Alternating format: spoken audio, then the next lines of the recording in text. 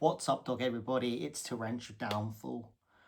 I wasn't planning to post today, but felt this was a really important topic that needed to be discussed.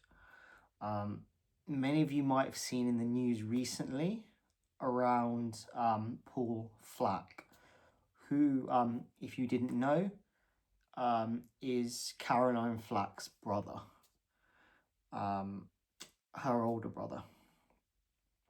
He passed away on 21st of June. He was 55 years old, just 3 days after his birthday. Paul, really led a private life after losing his sister. His final Instagram post was a childhood photo of Caroline, and the caption read, "This will be my last post here. May those who know feel shame for eternity. Love you, Caroline." And he never posted again. Christine Flack, who's Paul and Caroline's mother, has now lost both a daughter and a son to suicide, which, is heartbreaking, losing even one of your children. But to lose them both to suicide is tough. And kind of on that point, Jo, who's Caroline's twin sister, has not just lost her twin, but also her brother as well now. There's the person who was there from the beginning of her life, and also that older brother who'd helped to support her and carried that grief alongside her for some time. It really is an unimaginable weight, and it must be so difficult for both Jo and Christine. Something that no family should ever have to go through. But this didn't really start with Caroline and her suicide. It started, before that with a system that had failed Caroline, a media that had hounded her. I've made a video about Caroline Flack not that long ago. If you haven't seen it, it might help to give some context into, what happened to Caroline. But to give you a bit of a backstory, Caroline had been arrested following a domestic incident in 2019. What the headlines were talking about didn't give the full picture. After the incident, she was on suicide watch for 2 weeks. And during a Christmas period after the incident, she was seen shopping, smiling, just trying to live something of a normal life after what had gone on. But the internet called it a slap in the face to domestic abuse victims. Her bloody flat was shared all over the papers, hinting that it was from her boyfriend. The reality? It was Caroline's own blood after she'd harmed herself. During the Christmas period, she'd been seen crying in an alleyway, but that wasn't shared in the papers. Her soft, sensitive human side wasn't there for anybody to see. The Crown Prosecution Service initially recommended a caution after the domestic abuse incident. It was the police who pushed for charges. The detective who appealed against the CPS's own decision for this common assault case against a woman with no history of domestic violence prior to this, and even her own boyfriend begging for the case to be dropped, and yet they still pushed ahead with it. Caroline left a note when it came to her suicide. It said, "Please let this small case be dropped and myself and Lewis, her boyfriend, find harmony." The case wasn't dropped, and on the 15th of February 2020, that's when Caroline took her own life.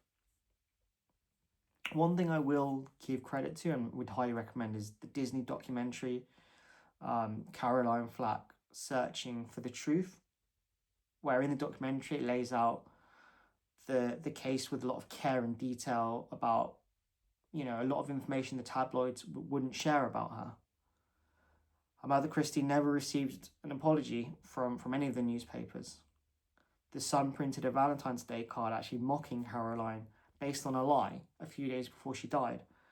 So the media was never in support of either Caroline, Paul, or any of the family. And now Paul's gone as well. I think what made me want to make this video is not just the fact that, there's been an injustice that's happened within the Flack family that's, also led to, unfortunately, Paul passing away as well, but to highlight as well what suicide contagion looks like, what it is. The idea that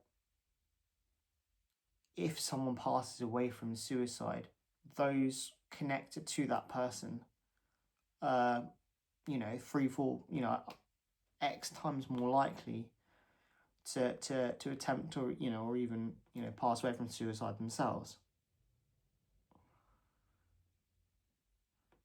This, unfortunately is a case of a brother who spent 6 years carrying the weight of her sister's story, her injustice, her absence, and unfortunately it seems couldn't carry that burden any longer. But there's many reasons for why people commit suicide, and I could be completely wrong. It might not have anything to do with Caroline's passing, and it's none of my business either. But I just hope the family can find peace in such a difficult time right now. But when it comes to this idea of suicide contagion, this is why what we talk about and how we talk about these subjects matters. It's why the media's treatment of Caroline, the hounding, the humiliation, the headlines, wasn't just cruel to her. It sent ripples outwards that haven't really stopped. We don't know, where the line ends. For Paul's partner and their children, it's such a sad loss, and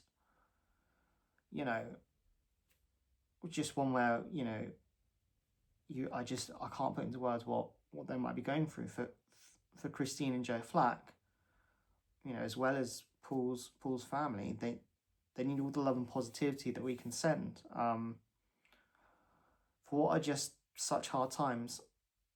But maybe more than that, in terms of what they need or even what they deserve, is some form of justice when it comes to this. If you or someone is struggling, please, feel free to reach out. My DM's always open. You can leave a comment here. I'm happy to have a conversation about anything. You don't have to carry any of this alone. You can also call the Samaritans to speak anonymously at 116-1233 if you're in the UK, which is free of charge, runs 24 hours a day, every single day. And as always, I should say, please do something kind for yourself today, as long as it hurts no one.